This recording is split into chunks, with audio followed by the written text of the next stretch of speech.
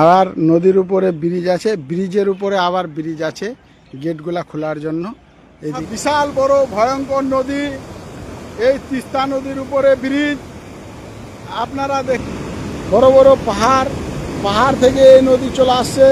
জলের স্পিড দেখেন, এই দিক থেকে দেখা যাচ্ছে না কত দূরে ব্রিজ শেষ হয়ে গেছে, আবার এদিকেও দেখা যাচ্ছে না ব্রিজ কোথায় শেষ হয়েছে।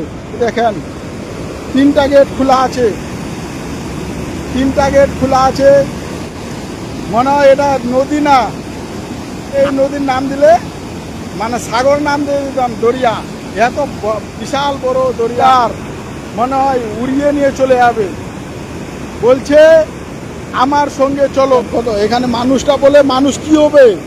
মানুষটাকে পাওয়া যাবে না তলিয়ে যাবে না মানুষ শেষ হয়ে যাবে? এই দেখেন।